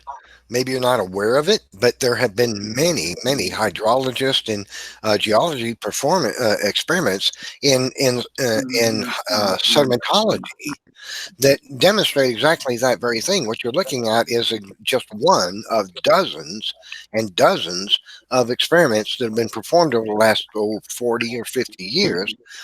And this is exactly what they produce. Rapidly moving water, which is littered with various materials mixed up in them, sorts them by grain size and density to create strata right before the scientist's eyes. in fluke experiments. Numerous experiments like this, numerous experiments are performed. These experiments are all published in the science journals, and this is exactly what it's observed to take place when rapidly moving water is given a mix, a homogeneous mix of different materials. It automatically sorts them by particle size and grain size, that is, and by density to produce what you see on the screen. Strata, right before the scientist's eyes in real time, on the fly. It takes minutes, sometimes seconds. You can actually see the angular conformity produced right there. Let me show you an angular conformity being produced on the fly, right there. You see these these angular lines? This is an angular conformity on small scale produced with horizontal strata produced right above it in real time in a laboratory, on top of other materials. So I don't know where you're getting your ideas, but I'm not sure that's science, because science shows that rapidly moving water creates particle size distribution, lamina, and unconformities on the fly in seconds. It doesn't take millions of years. Where do you get the idea that there millions of years are necessary for this stuff to form? Because this is a feature of the entire geologic column going all the way down to Cambrian. Okay. All right. So I got a chance to speak here. The fossil the layers in the geologic column, especially in the Grand Canyon, where you can see a lot of them, they are not arranged by any kind of grain size or anything that you'd expect from a single depositional event. Again, I'm not too sure of the dynamics of. Don't interrupt me, Neff. Don't do that. The strata are organized by grain size. Don't moderate that guy for me, please. Go ahead. Right. So, as I was saying, in the geo now you make me lost what I was saying. The Grand Canyon, the rocks are not assorted by grain size or anything. You would see sand layers at the bottom, and then you would see other types of rocks, and then you would see like sand again. That's just not true. The entire geologic column is made that way. At the bottom, for example, at the is it the supergroup or something? You would see at the bottom, dead at the bottom, you would see layers that were lifted at an angle and then cut off, right? 30 seconds. Horizontally. Again, okay. Again, I would like to know what kind of flood dynamic can actually do that. I think you're uninformed about the geologic column, because geologists acknowledge universally that throughout the entire geologic column of the Earth, the strata in the Earth, in general, not every strata, but in general, display particle size distribution throughout the entire geologic column. I don't know where you're getting your science from, but it's not the journals. Go ahead, Stunted. Finish. 10 seconds. Oh, well, Neff would have to. I'll get my citations. We would do just the Grand Canyon alone, and I think we can do a discussion on that maybe the next 2 weeks. I'll have to do some heavy reading. Yeah, I'm no geologist, so I wouldn't. Yeah, I think you need to do some reading, a lot of it. All right. Well, you guys can wrap it up in your closing coming up, but we're going to jump right into Standing Up for Truth and Snake. And I will start the time when the first words are spoken. 10 minutes. Go ahead, guys. I definitely want to talk about speciation and the created heterozygosity hypothesis. One thing did jump out at me that Snake said at the end, where he accused Neff and I of not understanding simple geology. So as he knows, yes, there are several different ways that mountains can form. One of them, as you stated, Snake, was many mountains are actually formed a result of Earth's tectonic plates smashing together, right? And as we know, the Earth's crust is made up of multiple tectonic plates that still move today. No one's disagreeing with that. And all that's as a result of geologic activity, which is below the surface. So why do you think just stating that fact, I think I went a little more, detailed in regards to it, proves your uniformitarian pseudoscientific belief and understanding of the mountain ranges we see and everything we see in geology, Snake?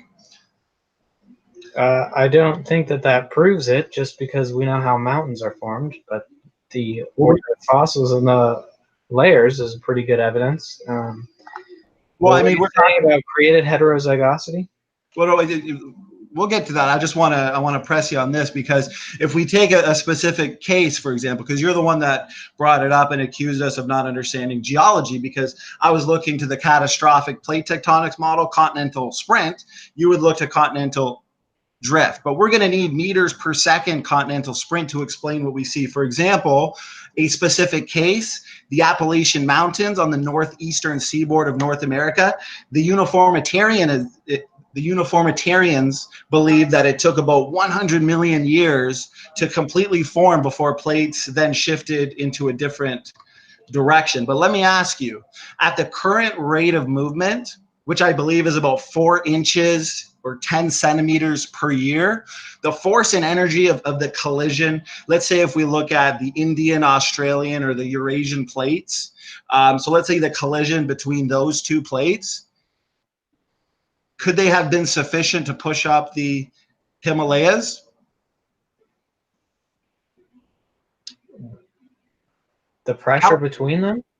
Yeah, how can only if it's 4 inches per year, okay, at the current rate of movement, say if we're looking at the force and energy required between the Indian, Australian, and You realize Eurasian, how heavy a continent of rock is, right? And if it's moving at 4 inches per year, that's a metric F ton of energy. If you No, it's very questionable for you to say that with that force and energy that they could actually push up the Himalayas. It's like two cars colliding. If they're colliding or traveling at such a low speed, because if we look at the plate movements, if they're measured, as feet per second, like two cars each traveling at 62 miles per hour, that would be 100 kilometers an hour. The resulting catastrophic collision would have rapidly buckled rock strata to push up those high mountains. But your uniformitarian processes at only 4 inches per year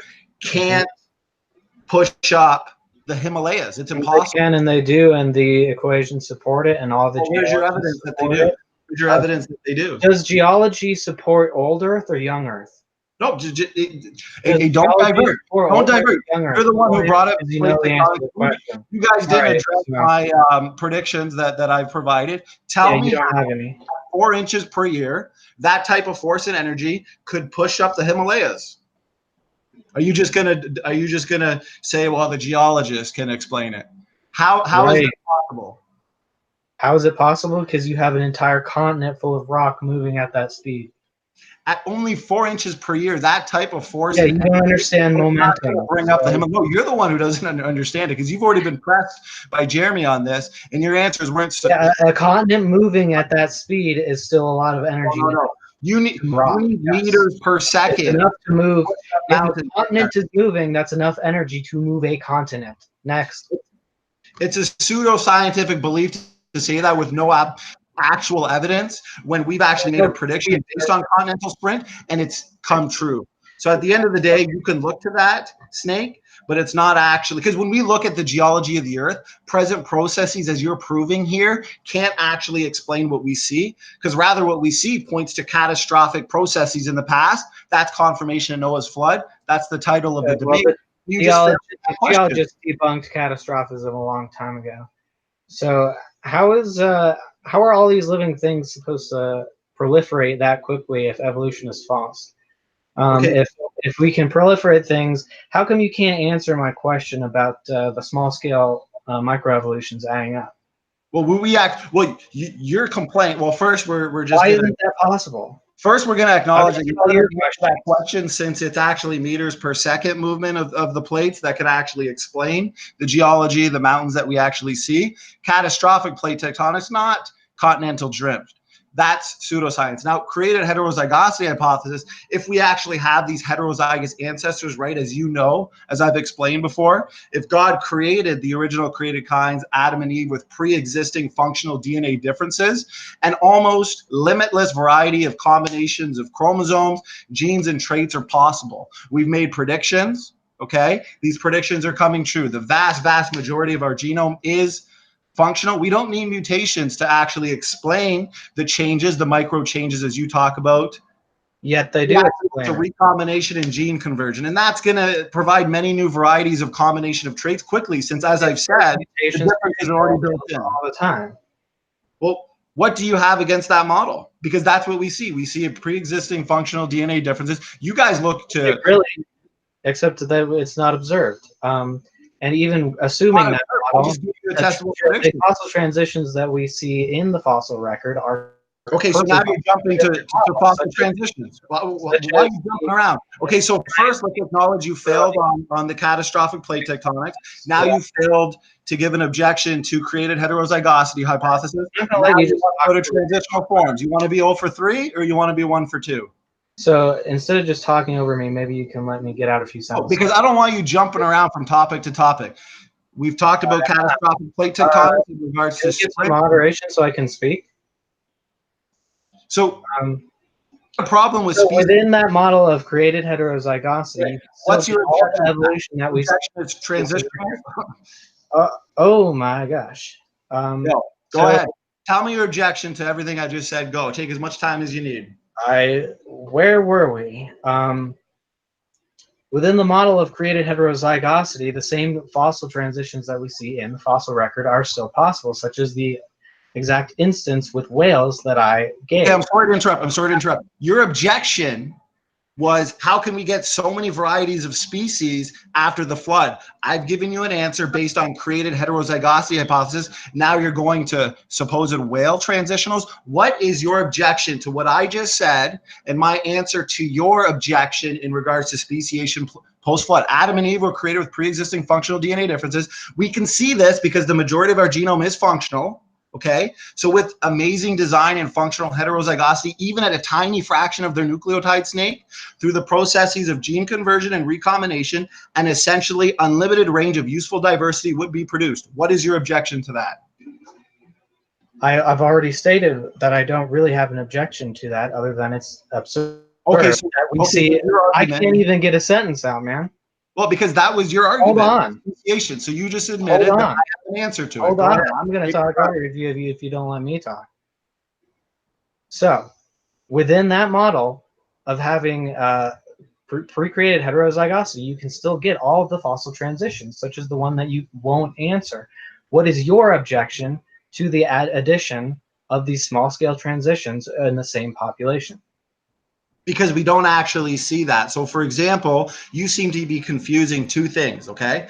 Adaptation to environments and evolution of higher life forms. Just a second, I'm answering your question. Created heterozygosity predicts change, adaptation. But at the end of the day, it doesn't take a genius to see that these are different issues, because the adaptation we look to, the change we look to, that can be accomplished by loss of information. That's exactly what we see. Why are those higher life form always requires a large increase in net information? We don't see that. We see the degradation. Can you point me to a beneficial mutation that actually adds new novel information as compared to degrades information? Because that's what you're going to need to take your fish to fishermen. Go ahead. Yep, any mutation that creates a new protein, that's new information. And we've been over this over and over and over. No, yeah, we've been over this over and over. Changing instructions. We've seen no large scale. What's your best beneficial mutation that you can point to that actually? We've been over this. You're changing the subject, so you don't have to answer. What is your objection to those small scale adaptations adding up in the same population? I've already given you the objection. No, you haven't given an objection to those specific ones. Why can't that happen theoretically? Theoretically, it can't happen because what do we see? We see change that is down. We see loss of information, degradation of information, the breakdown of functional systems. That's not going to take your observed all those changes organism to a whale.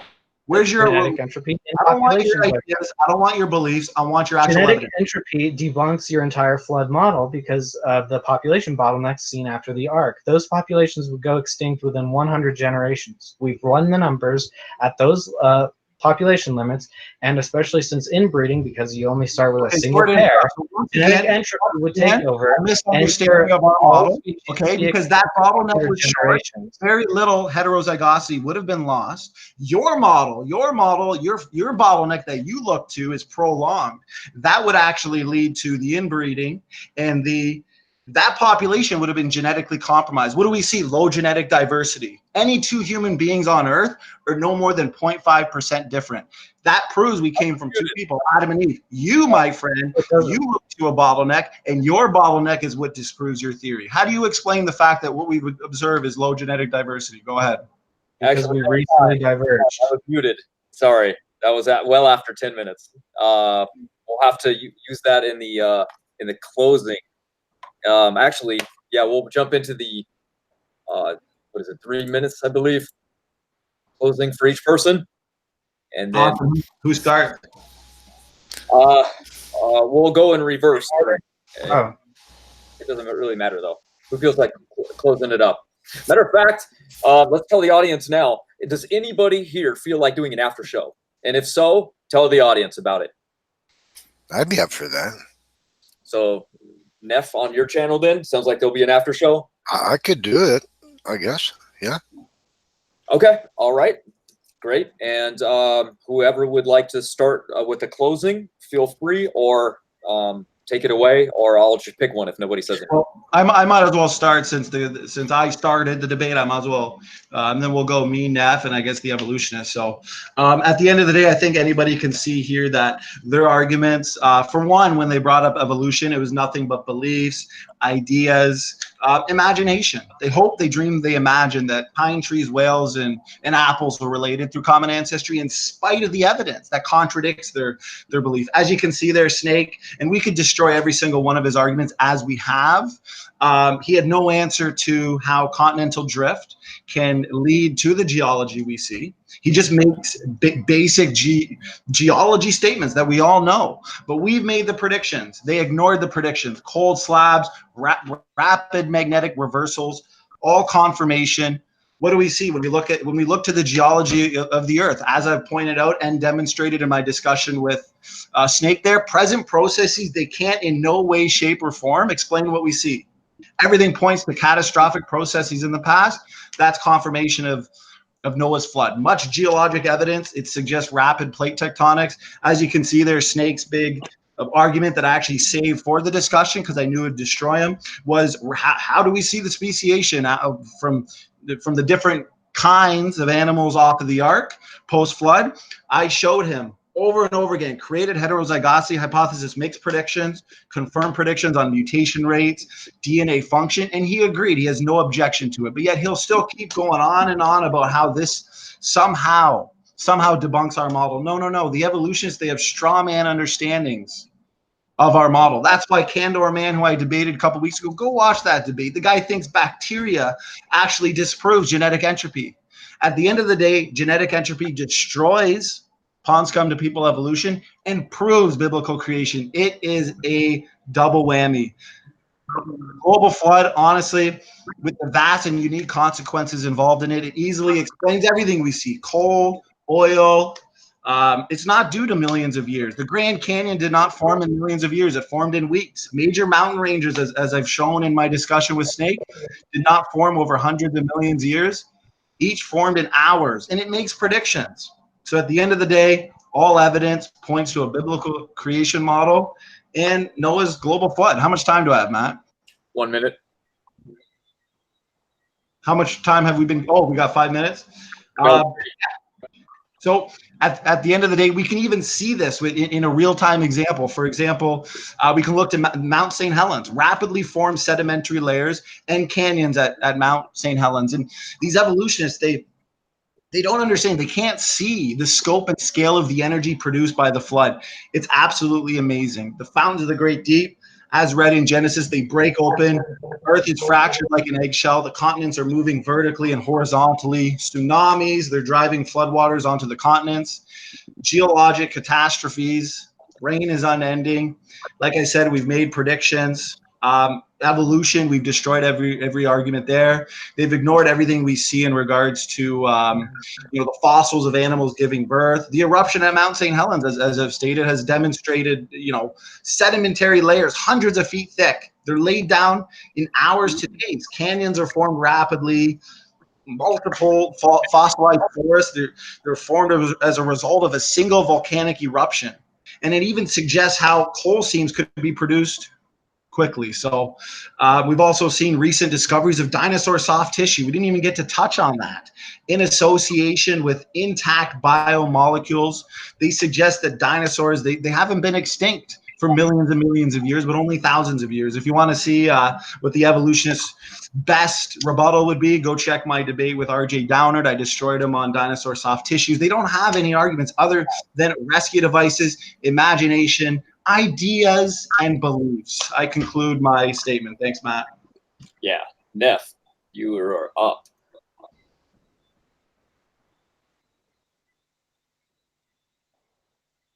Neff. Okay, my turn. Okay, yeah. So, right.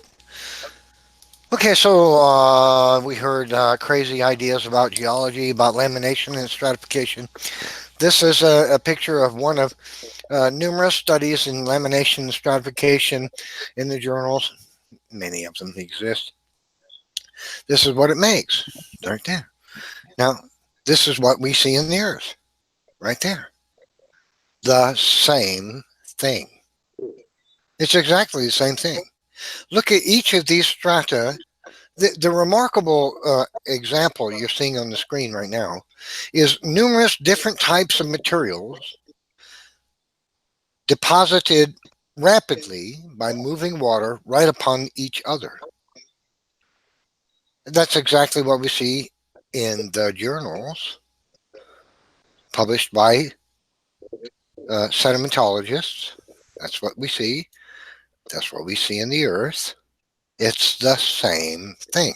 So when they do this in the lab and it forms in minutes or seconds right before their eyes, and then we see this in the Earth, we know that this is what caused this. It's the same process.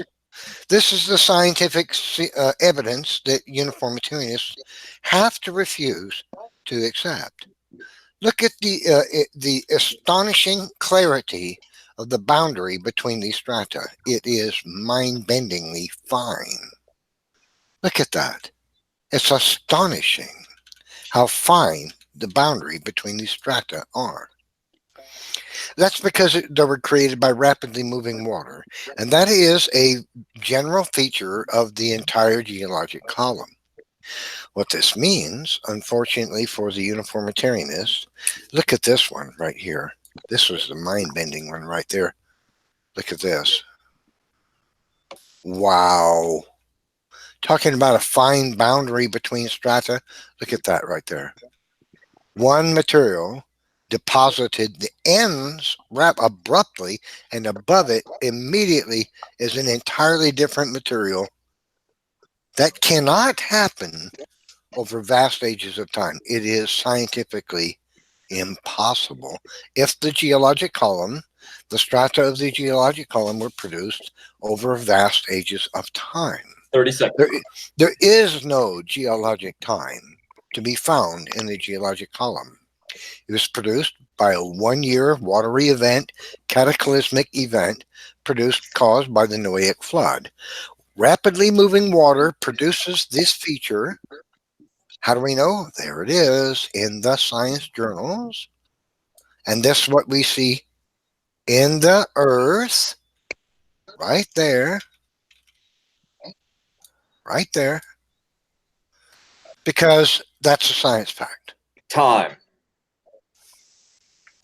All right. Stunted, you are up. Yeah, I'm here. I think we can start now. Can you hear me good, by the way? What? Can you hear me clearly? Yeah, clear. Oh, wonderful. Standing on the cold crust argument or prediction, just saying cold crust, we predicted cold crust, and we found cold crust isn't an argument. That's a non-argument. We need to know how long it takes for the crust to change in temperature and so on and so on and so on. And then we have an argument. Again, it actually takes millions of years to change a certain amount of degrees, so we can check the relative difference between the crust and the mantle, so you can know that, okay, if it's this amount of degrees, we know it took this amount of time to get that temperature. Yeah, so we need to do that. We need some citations for that. Built-in heterozygosity. That has to do a lot with kinds, and although I know what a kind is a group of organisms related to each other, but unrelated to everything else. That's not. I don't have a problem with the definition of a kind. Is how they discern what a kind is. The closest I've ever seen was Todd Wood, but he uses morphological continuity, not genetics, to establish what a kind is. Some creation with I know.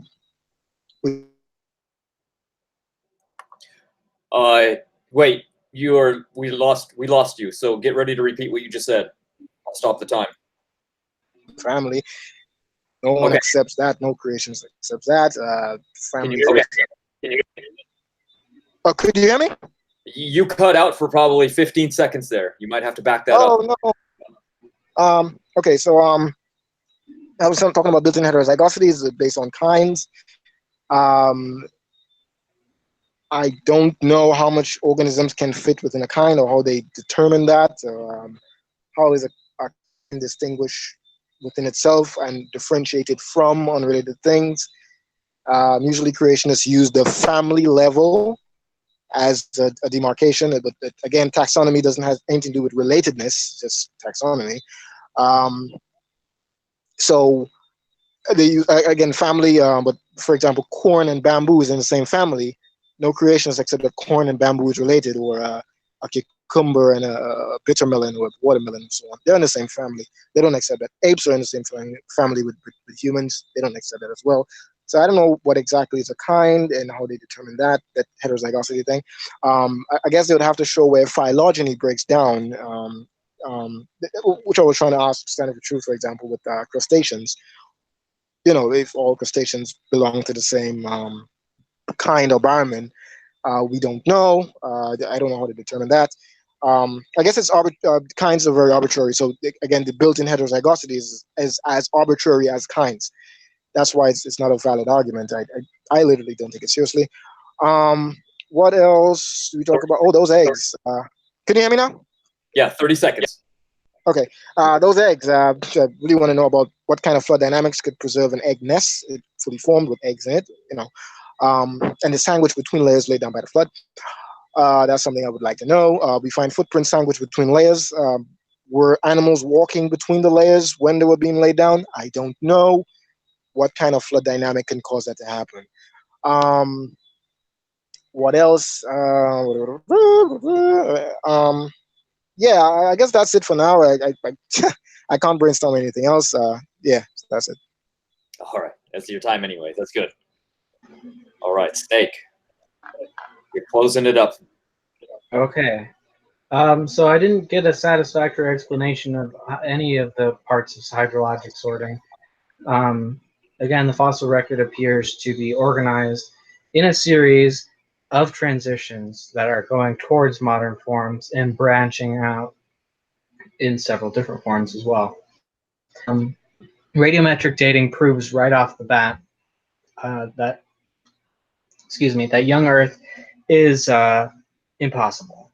We didn't hear much from the other side about radiometric dating this time. And they also show, again, that they don't seem to understand basic geology, at least as I understand it, since they seem to think every sedimentary layer is analogous to a geologic stratum. Neff shows pictures of mud layers at a small scale and ignores the fact that the density of these layers don't repeat, and yet in the actual geologic column, the same density, same rock layers do repeat over and over, even though the experiments he showed show that water sedimentation and all experiments of this sort show water sedimentation separates by density but does not repeat the layers. All sediments of the same density deposit in the same layer, and that's why we get these gradual transition layers that Stunted was talking about in the short-term formations, but rather abrupt layer transitions in the geologic column. And again, we know that they are misrepresenting geology simply by the fact that geologists explicitly reject young Earth creationism. Genetic entropy, again, debunks the arc lineage that they're trying to espouse. The explanation of the arc proves that small-scale transitions seen in order in the fossil record. Sorry, I lost my train of thought for a second. It debunks the arc lineage specifically because when we ran the numbers, we found that small-scale populations will go by genomic decay within 100 generations, and this occurs in small populations. And from the arc, we have genetic bottlenecks of a single pair. And this process is made even worse by inbreeding, and this is going to occur by a single pair. The small-scale transitions we see in the fossil record are already covered by all the transitions that they have already admitted have occurred in the 4,000 years since the arc. Soft tissues, they say that this suggests that dinosaurs have been around recently, but they ignore the paper by Mary Schweitzer, the multiple papers about the preservation methods. I still am not sure what their actual objection to this is. They just dogmatically say that it's not an explanation, even though the chemistry perfectly explains everything. Let's see. I suppose I'll just say that nothing in their story makes sense. The fact that death came into the world after the flood, that doesn't make any, or after the fall, doesn't make any sense. The life forms changing after the flood doesn't make any sense. It doesn't line up with the pattern that we actually see. They can't explain any of the actual transitions that we see, even though that's made possible by their model of created heterozygosity and quick evolution after the arc. So I remain firmly on the side of the mainstream sciences. All right, time. All right, guys. Well, that was the end of the debate. It seemed to go really quick. That 2-minute back and forth almost seemed like it wasn't long enough. So it was a workout, though. I'm tired. I'll give you that much. Yeah, that was pretty intense. So I need to maybe 3 minutes. So anyway, thank you everyone for watching. Hope you enjoyed the debate. Be sure to check out their channels. And again, the after show is going to be on Nephilim's free channel right now. I will have them try to post it in the comments section as soon as this video gets posted. And don't forget to hit that subscribe button if you personally want to debate, message James, or leave it in the comment section, and he will decide on a topic that you might like. Anyway, I hope that everyone listening has a great rest of the week, and we are out. Thanks, Pharaoh Matt.